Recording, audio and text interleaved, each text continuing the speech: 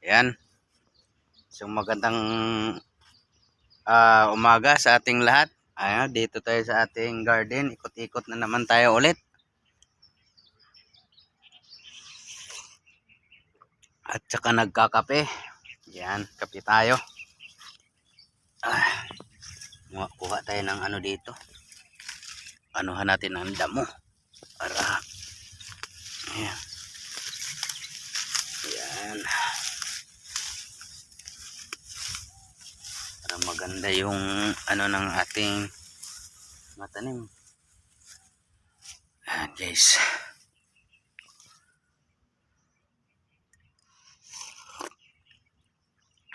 Sarap.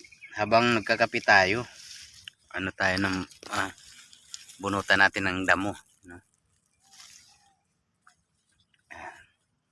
Ayan, tumutubo na yung ating mga sitaw. Kahit mainit, sobrang init guys, hindi pa rin maano yung init. Wala pa rin ulan, so ingat-ingat pa rin tayo sa sobrang init. Kainom ng maraming tubig. Pero kahit mainit, green na green yung ating mga tanim dito kasi nalagaan natin ng ng dilig. Ayan.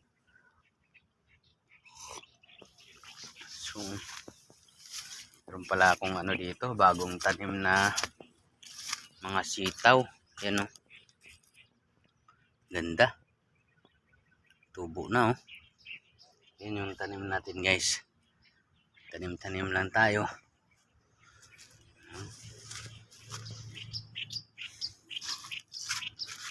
Yan ito. May ito guys, kakaibang, yan o, pakita ko. Yan, kakaibang ng damo. Para siyang alugbati. So may nakita ako sa nito, sa Facebook yata yun, na pwede pala siyang magulay. Yan o. Yan. Yan. So yan, itatry natin na gulayin. Ayan, yan yung inano natin ngayon. At try natin gulayin. Abangan nyo guys. Kasi marami yan dito. Ito pa oh. Yung iba binubunot ko lang. Yan, pakita ko. Ito. Yung iba kasi nito, yung iba nito binubunot ko lang. Yung kakaiba na na to, parang alugbati, tapos doon banda marami din. So nagkalat sila dito, tumutubo. Dati na to, matagal na to. Ayun oh. Ay, sa mga puno ng kamuting kahoy ito. Parang damo. Hindi lang natin bunutin muna, palakihin natin yung dahon para matry natin igulay o kay natin sa mga isda. Loading ako ngayon sa isda. Meron pa dito, sobrang dami. Lalaki ng dahon. Parang sila. I-try natin to mamaya. Grabe. Ito, sobrang dami oh. Ganda ng dahon. Yan. Bunutin natin tong damo para maklaro. Yan. Mga damo muna. Yan. Yan. Yan, klaro na. Yan sila. Ito sila. Yan. Yan. Pa oh. Ang daming ganda. Ganda ng dahon.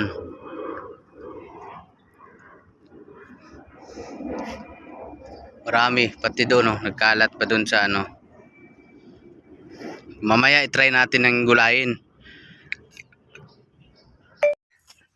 Yun, abangan nyo yung paggugulay natin ng yung damo na yan. Kasi marami talagang ano, gulay dito sa mga paligid na pwede pala talagang kainin. Tulad nito, oh. Ito. Yan. Yan. Kulitis. Kulitis ang tawag dyan, guys. Andito lang yan. Pa sa mga tumutubo sa mga gilid-gilid. So hindi natin alam na meron pala talagang mga magugulay sa paligid lang natin makikita. So try natin. Ayan.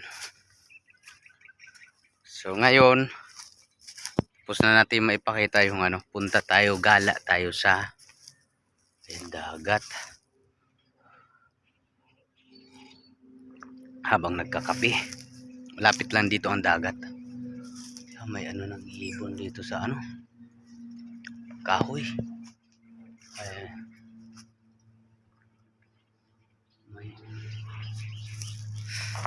May pugad.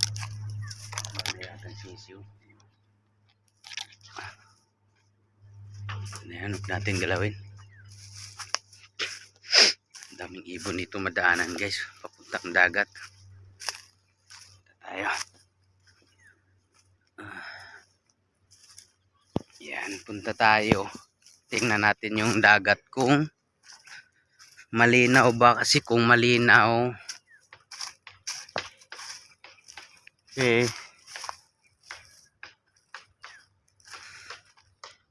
mamana tayo mamaya. Right, tara.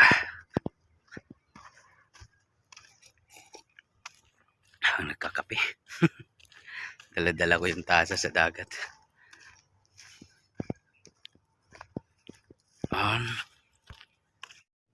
So yan. Yan, kita nyo. Yan po yung tinatambakan sa gitna. Yan. Ayan, andun sa pinakamalayo, andun yung mga barko. So, ngayon, umaga na to, wala pa ngayong nagtatambak. Ayan, kahapon, yan yung ano, sobrang lapit lang ng tinambak. So, siguro mamaya pa, maya may magtatambak na naman. Yan. Marami ng ano dito na buong isla pagkatambak. Yun po. Yun yung mga barko. Yan, lapit natin. Yan po yun. Ayan. Kaya habang nagkakape tayo, ayan, mainit na, nagbibilad tayo sa init. Yan.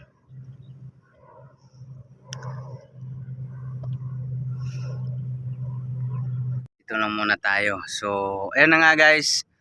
Hanggang dito ko na lang tapusin yung video ko na to. So abangan nyo yung mga sunod nating gagawin tungkol doon sa pinapakita ko na damo na pwede palang gulayin. So try natin gulayin yung mga gulay na makikita natin sa paligid. So yun, guys, abangan nyo yung ating video na yun. So yan, God bless sa inyo, guys. God bless.